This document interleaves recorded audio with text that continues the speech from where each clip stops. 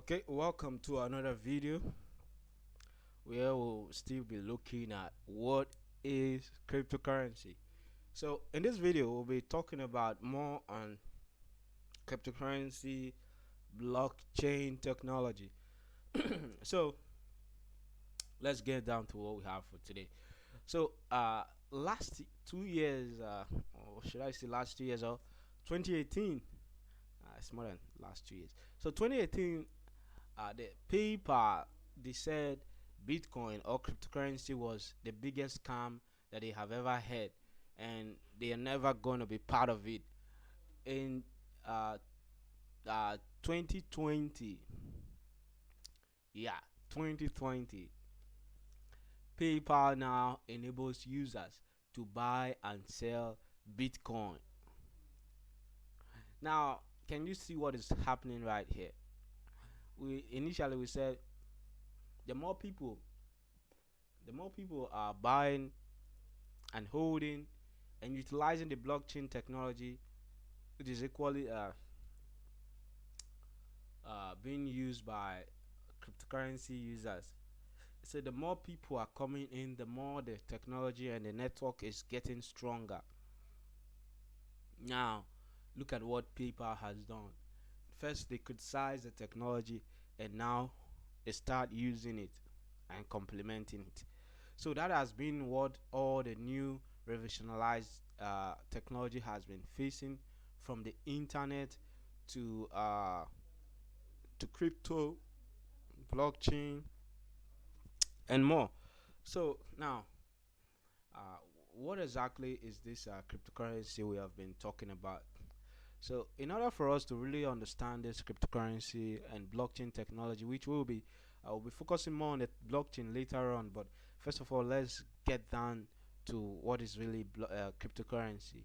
Now, here I wrote cryptocurrency is the first of its kind in our generation and has proven itself that is going to be here for good, and also it has offered us such a ways so much ways.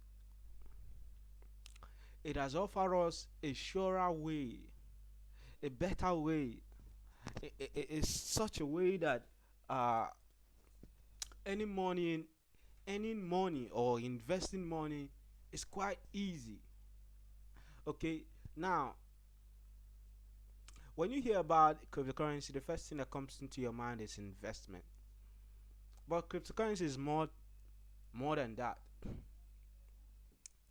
You can trade cryptocurrency, you can own it like an asset, which brings about investing, and you can also create your own cryptocurrency. You see, the earlier you have this knowledge about cryptocurrency, the earlier you are becoming uh, a billionaire or a millionaire, and you are having your own financial freedom. That is what cryptocurrency brings all about. So one thing you will have to in the back of your mind is that in the future to come, this our normal currency, our fiat currency, will only be seen in a museum. It will be a thing of the past, just as trade by barter is quite a thing of the past. Okay, that is how this our fiat currency will become in the future to come,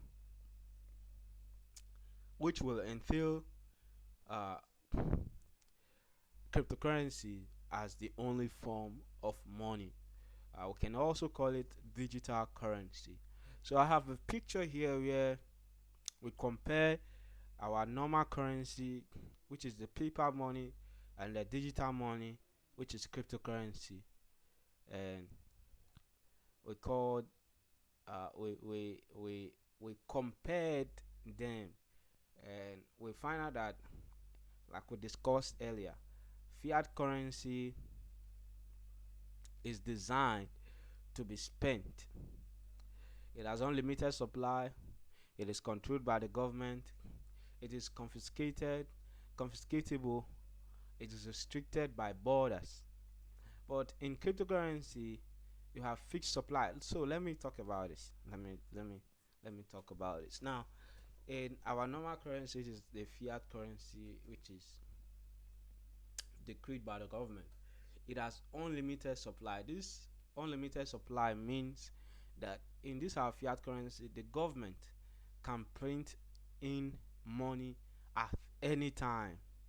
And at any time the government wants, they can bring in money from thin air and put in banks and put in the government, which brings about inflation in the country or in the government. Now, this our fiat money or currency is controlled by the government. Now, what would do we mean by it's being controlled by the government? It is the government that issues it. It is the government that controls its value system. So we don't need money like this. We don't want money that is being controlled by an institution. If you take a look very well, government is an institution. So now it is confiscated, confiscatable. So what it means is that I think we really understand this. So I'll go by I'll go to the next one. Restricted by borders. Now, what this means really, I think we basically understand this. Uh, it is restricted by borders. This means once you pass the border of the US, you're not able to spend that US dollar in the United Kingdom, in the UK. So this is exactly what fiat currency. So let's compare all this with what happens with uh, the cryptocurrency. Now, mind you, Bitcoin is one of the cryptocurrency. Bitcoin is a crypto is one of the cryptocurrency that is existing, just as dollar is one of the fiat currency that is existing.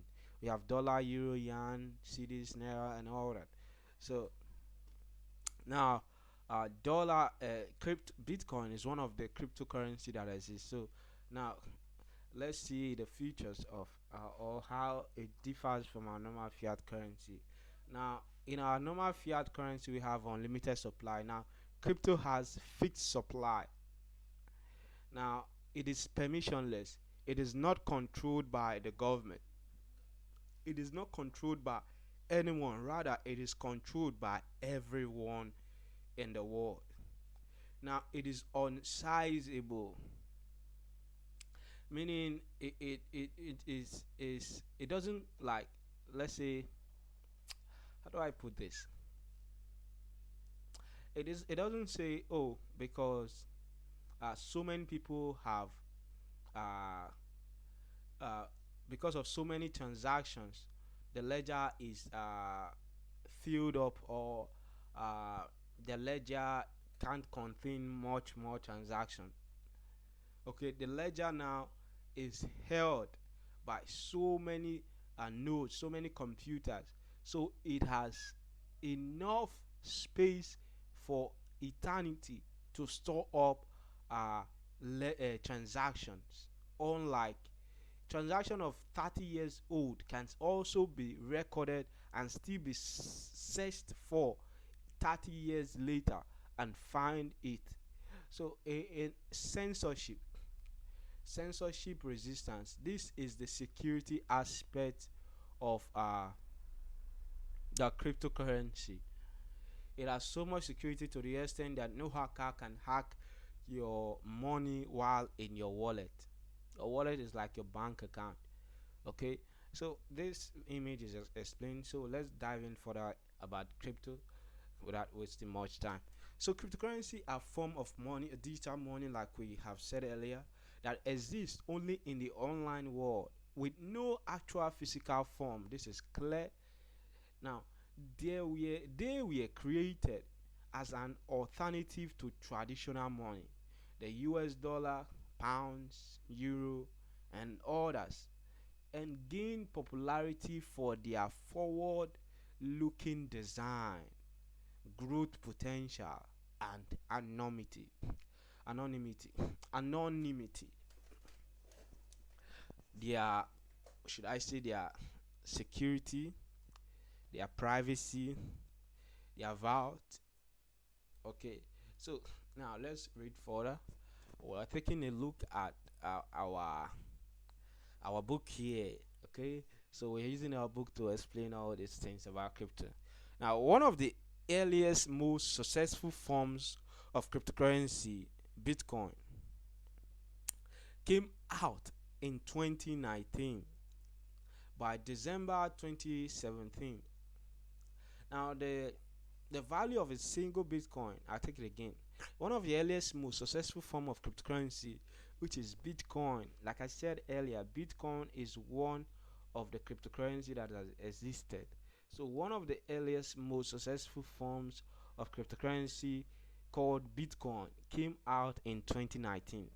Now, by December 2017, the value of a single Bitcoin has reached at an all-time high of nearly $20,000, then dropped back to 10,000. Now, below 10,000 rather. Bitcoin's success inspired dozens of other cryptocurrencies that operate in more or less the same way. Less than a decade after its invention, people all over the world use cryptocurrencies to buy things, sell things, make investments. Now, like I want to say, Bitcoin is one of the cryptocurrencies that have ever existed. As a matter of fact, Bitcoin is one of the first cryptocurrency that was ever created. So it was created in 2009, okay, 2009, and because of its adaptation, it went to all-time high of $20,000, meaning one Bitcoin was equivalent to a $20,000, just as gold gains value. Okay, so one gold now might be like $10,000. So now these are digital form of money, like we explained earlier. So because of these growth potentials, his and the unique designs it came with, the unique technology that backs it up, people now are adopting it as a form of money that they are using to buy and sell. Okay, now they even invest in this new form of money. Why? Because of his potential design, his growth potential, and his privacy, its privacy, and its uniqueness, and the technology that is behind that crypto. That is why people are putting their money in it. But we'll get to that later on while talking about investment. Now, Bitcoin sources, like we said earlier, it inspired so many people, and they invested in it. Now, I want to take. I want to. I want to say something here. Bitcoin has two words, like we explained earlier: uh, cryptography and currency. Crypto is gotten from the word cryptography. That's this crypto is gotten from the word cryptography, and currency currency is gotten from the word currency. So which now, when you combine these two, it gives us cryptocurrency. So you see where we got crypto from, it was cryptography, and currency was from currency, a flow of money or a flow of something. So it say which is electronic money, digital currency, based on the principles of mathematical, uh, complex mathematical encryption. Now, cryptocurrency, like we explained, is gotten from the word crypto. Crypto is gotten from the word cryptography, And this cryptography, it entails a complex mathematical equation that is being solved. Okay, that is really really hard to solve or encrypt once you decrypt it. So now all cryptocurrency exists as encrypted decentralized monetary unit. I think I said something which was contrary to what we're saying. So, all cryptocurrency uses this formula or this pattern of cryptography. Once you encrypt it, to decrypt it is it requires something uh, that is from the one that encrypted it. So, like we explained this cryptography above while we are talking about cryptography. So let's go on. Now, all cryptocurrencies exist as encrypted decentralized monetary units. Remember these words. They are freely transferable between participants, network participants, point A and point B. They are freely transferable from point A to point B. Now, you say, or put more simple, cryptocurrency is a form of electricity converted into a line of code which have a real monetary value. I don't know if this is clear. Bitcoin, one of the form of cryptocurrency, is like a programmable code. Let me put it in this form: a digital program, a digital code that have real monetary value. Everything concerning cryptocurrency is all about programming, code, lines of code. For those for those that are conversant with computer programming and all that. So they are all lines of code. But one thing that makes them unique is that they have real monetary value attached to them. So now let's move on. Let's move on. Now, these units of cryptocurrency are called coins. Coins, token. Coins, token. So they are nothing more than entries in a database. Now, these units of coin of cryptocurrency is like the unit of every uh, dollar, just those numbers: $1, $2, 1.50 cents, $1 point so cents. So that is how cryptocurrency is all about. These are those you know uh, units that are in the ledger, in the database, in that network, in that blockchain database. Now, in order to perform a transaction that alters the database, now one must meet certain condition. In order for you to perform a successful transaction, you must meet a certain condition of that network that is hosting that cryptocurrency or backing that cryptocurrency. Now think of how you track your money in a bank account. Whenever you authorize transfers, withdraw or deposit, the bank's database updates with your new transactions.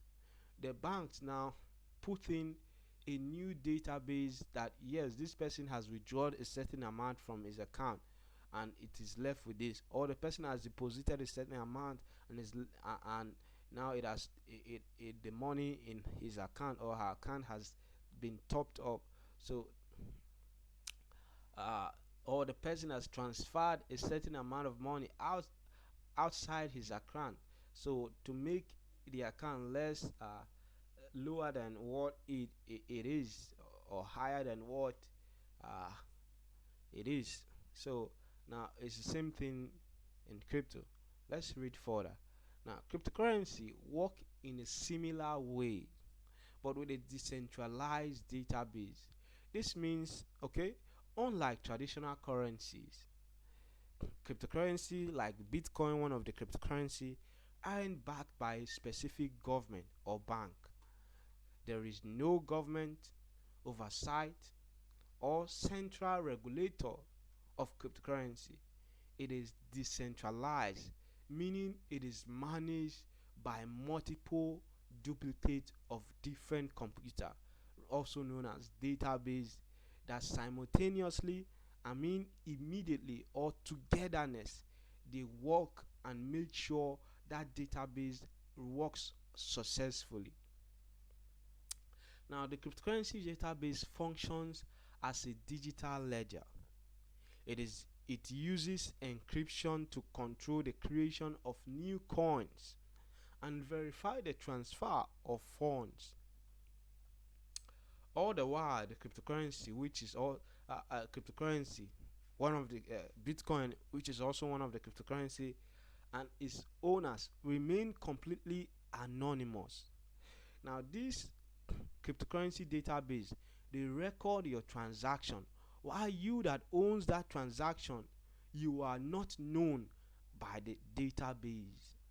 Your name, your ID card, your whatever is not known by the database, but your transaction is being recorded in the database. That is what the decentralization is all about. Let's continue. Now, the decentralized anonymous nature of cryptocurrencies means that there is no regulating body that decides crypto how much of your currency to release in circulation. This is compared to like your normal banking system where today the government will wake up and say, oh, let us print in more money and bring into the market so that the government or the country will have more money, or a certain bank will have more money. So instead, the way most cryptocurrencies enter circulation is through a process called cryptocurrency mining. So the way many cryptocurrency are being created, they are not being printed, they are being entered into the system through this process called mining. Now we'll talk about mining later on, but in this case, let's just take a brief uh, understanding of what is mining and how these cryptocurrencies uses mining to exist. Now, without going too in depth, the mining process essentially turns computing resources into cryptocurrency coins. At first, anyone with a computer could mine cryptocurrency, but it quickly turned into an arms race. Today, most miners use powerful and purpose-built computers that mine crypto around the clock. Before long, people started to look for new ways to mine cryptocurrency, and cryptojacking was born. But before we talk about cryptojacking, let's talk about what exactly is crypto mining or cryptocurrency mining. Now, cryptocurrency mining is this process where new cryptocurrency are being given birth into the into circulation in the market. Let's take Bitcoin for example. Now, Bitcoin is one of the cryptocurrency that has existed, or that existed, that's first to exist in the world.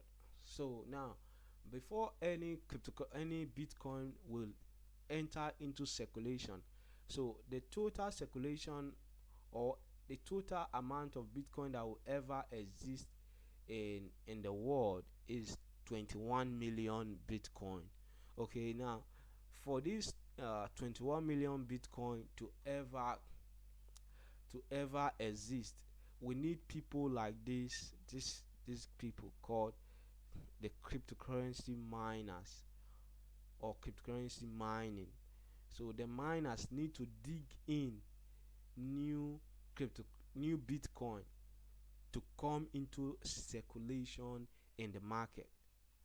So up to now, they have only been able to mine up to uh, 99% of Bitcoin into circulation. Now, remaining 1% of Bitcoin to come into circulation.